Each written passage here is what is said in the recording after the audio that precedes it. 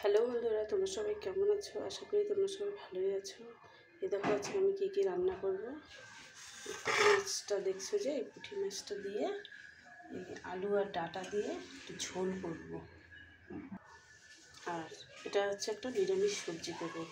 এটাতে রয়েছে ডাঁটা, আলু আর মিষ্টি কুমড়া, একটু বাঁধাকপি দিয়েছি। এটাতে একটা নিরামিষ সবজি করব। আর এই আমগুলো দিয়ে আমি টক করব। এগুলো আমাদের গাছের আম, ছোটো ছোটো আম তো পড়ে গেছে। এগুলো দিয়ে একটু আমের টক করব। তো তোমরা সঙ্গে থাকো ভিডিওটি দেখার জন্য। আমি এই যে কড়াই বসিয়ে দিয়েছি, এটাতে মাছ করব। এখানেও একটা কড়াই বসিয়ে দিয়েছি, এখানেও নিরামিষ সবজিটা করব, আমের টক করব। তোমরা দেখতে থাকো।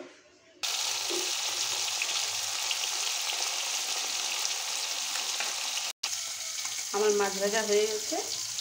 আর এই মাছটা ভাজছি, আমাদের বাড়িতে একটা বিড়াল আছে, বিড়ালটার জন্য এই মাছটা ভাজছি।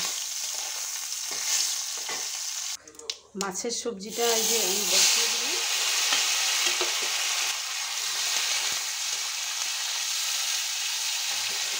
আমার এই কড়াইটাও গরম হয়ে গেছে, আমি সবজিটা বসিয়ে দিলাম।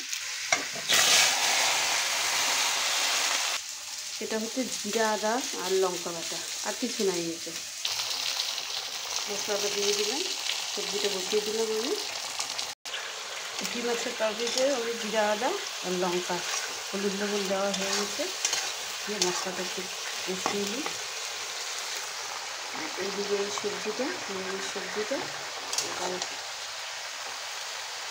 ভালো করে একটু নাড়িয়ে নিরামিষ সবজিটা ভালো করে নাড়া দিয়ে ঢেকে দিলাম।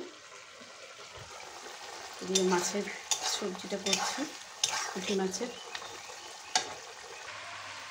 মাছের তরকারিটা আমার হয়ে গেল, নামিয়ে নিলাম।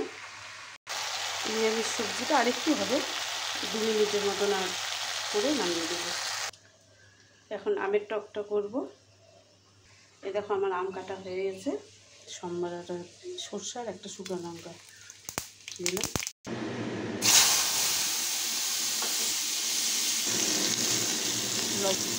হলুদ দিয়ে চিনি দিয়ে দিলাম।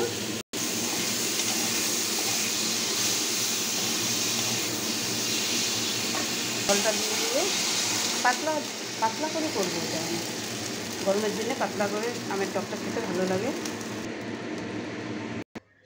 এই দেখো আমার নিরামিষ সবজিটাও হয়ে গেছে।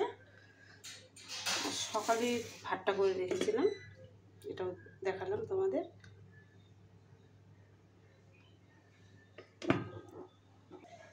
আমার আমের টকটাও হয়ে গেছে। এই দেখো, আজকের মতন এতটুকুই। তোমাদের ভালো লাগলে অবশ্যই সাবস্ক্রাইব করে দিও, একটা লাইক করে দিও, কমেন্টে কিছু বলার থাকলে বলো। আজকের জন্য এতটুকুই। সবাইকে ধন্যবাদ।